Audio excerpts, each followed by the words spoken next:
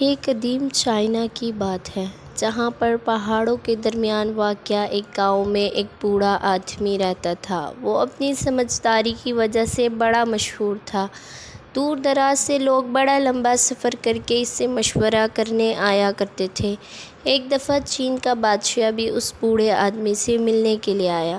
میرا مائنڈ بہت پریشان رہتا ہے، ریاست کی ذمہ داریوں کی وجہ سے ہر وقت ڈسٹرب رہتا ہے۔ میں اپنے مائنڈ کو پرسکون رکھنے کے لیے کیا کروں؟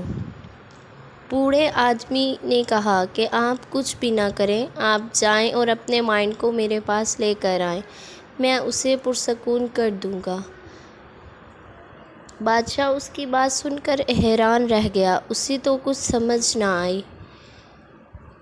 بوڑھے آدمی نے دوبارہ کہا، آپ کل صبح سویرے 4 بجے اکیلے میرے پاس آ جائیں، جب کوئی آدمی بھی یہاں موجود نہ ہو، اور اپنے مائنڈ کو ساتھ لانا نہ بھولیے گا۔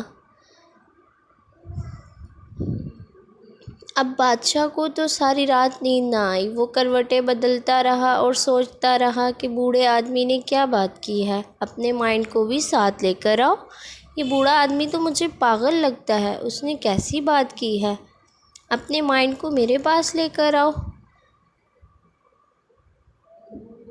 مجھے اس کے پاس جانا چاہیے یا نہیں، کہیں یہ میرا وقت ہی ضائع نہ کر دے۔ وہ ساری رات سوچتا رہا، جاگتا رہا، لیکن پھر اس کے جی میں پتہ نہیں کیا آیا۔ وہ صبح سویرے اٹھ کر 4 بجے بوڑھے آدمی کے پاس پہنچ گیا۔ بوڑھا آدمی بادشاہ کو دیکھ کر مسکرایا، اچھا تو آپ آ گئے ہیں، آپ کا مائنڈ کدھر ہے، اس کو ساتھ لائے ہیں یا نہیں؟ اب بادشاہ کو تھوڑا غصہ آ گیا، یہ آپ کیا بات کر رہے ہیں؟ میں اگر آپ کے سامنے ہوں تو میرا مائنڈ بھی تو میرے ساتھ ہی ہے، یہ کوئی ایسی چیز تو نہیں ہے جسے میں کہیں بھول کر آ سکتا ہوں، میرا مائنڈ تو میرے اندر ہی ہے۔ بوڑھے آدمی نے کہا کہ اچھا ٹھیک ہے، اب یہ بات تو طے ہو گئی کہ آپ کا مائنڈ آپ کے اندر ہی ہے۔ بادشاہ نے کہا کہ ہاں میرے اندر ہی ہے۔ بوڑھے آدمی نے کہا کہ ٹھیک ہے، اب ذرا اپنی آنکھیں بند کریں اور سوچ کر بتائیں، محسوس کریں کہ آپ کا مائنڈ آپ کے اندر کس جگہ پر ہے، اور جب آپ کو پتہ چل جائے کہ وہ کہاں پر ہے تو مجھے فوراً بتانا، میں اسے پرسکون کر دوں گا۔ بادشاہ ابھی بھی کنفیوز تھا کہ یہ آدمی کیا کہہ رہا ہے، لیکن خیر اس نے اپنی آنکھیں بند کر لیں اور اپنے مائنڈ کو تلاش کرنا شروع کر دیا۔ وہ کوشش کرتا رہا اور اپنے اندر جھانکتا رہا، اپنے مائنڈ کو تلاش کرتا رہا۔ جتنا وہ اپنے مائنڈ کو ڈھونڈنے کی کوشش کرتا گیا، اتنا ہی اسے ڈھونڈنا اس کے لیے مشکل ہوتا گیا۔ کافی دیر تک کوشش کرنے کے باوجود بھی جب وہ اسے ڈھونڈنے میں ناکام رہا تو اس نے آنکھیں کھول دی، اس کو مائنڈ نہیں ملا تھا، اس کے اندر تو بس سوچوں کا، خیالات کا ایک جال تھا۔ اس نے کہا کہ مائنڈ کوئی ایسی چیز نہیں ہے جس کو پوائنٹ آؤٹ کیا جا سکے کہ یہ ہے میرا مائنڈ۔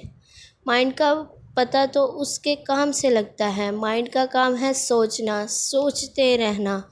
بوڑھا آدمی مسکرایا، اس نے کہا کہ اگر اس کو پوائنٹ آؤٹ نہیں کیا جا سکتا تو اسے پرسکون کیسے کیا جا سکتا ہے؟ اگر مائنڈ صرف سوچنے کا کام کرنے کا نام ہے تو اس کو پرسکون رکھنے کا طریقہ ہے کہ ہم اس کے کام کو بند کر دیں، تو ہم پرسکون ہو جائیں گے۔ جیسے اگر یہ واک کرنے کی طرح ہے تو واک کرنا بند کر دیں۔ بادشاہ کو یہ سمجھ آ گئی کہ ہمارا مائنڈ تو بس سوچوں کا ایک جال ہے جو لاشعوری طور پر ہمارے اندر ابھرتی رہتی ہے، ایک کے بعد ایک سوچ ہمارے اندر آتی رہتی ہے اور ہمیں پریشان کرتی رہتی ہے، اور ہم ان سے بے خبر ہوتے ہیں۔ ہم بس بیٹھے بیٹھے سوچوں میں گم ہو جاتے ہیں اور ہمیں پتہ بھی نہیں چلتا، اور جب ہم شعوری طور پر اپنی سوچوں کو دیکھنا شروع ہو جاتے ہیں، ان سوچوں پر جو ہمارے اندر پیدا ہو رہی ہوتی ہیں، ان کو آبزرو کرنے لگتے ہیں، ان پر نظر رکھنے لگتے ہیں، تو ہم دیکھیں گے کہ وہ سوچیں، وہ ساری پریشان کن سوچیں آہستہ آہستہ ختم ہونے لگتی ہیں، غائب ہونے لگتی ہیں، اور ہم پرسکون ہو جاتے ہیں۔ دوستو، اگر ہم اپنی زندگی کی طرف دیکھیں تو اس دنیا میں لاکھوں لوگ اپنے ذہن میں آنے والی مختلف سوچوں کی وجہ سے پریشان رہتے ہیں۔ اور ذہنی تکلیف جسمانی تکلیف سے کہیں بڑھ کر ہوتی ہے۔ لوگ اس لیے تکلیف اٹھاتے ہیں، پریشان رہتے ہیں، کیونکہ وہ اپنی سوچوں پر غور نہیں کرتے۔ وہ ندی کی لہروں کی طرح اپنی سوچوں کے ساتھ بہتے رہتے ہیں، ان پر غور نہیں کرتے، اپنے اندر جھانکتے نہیں۔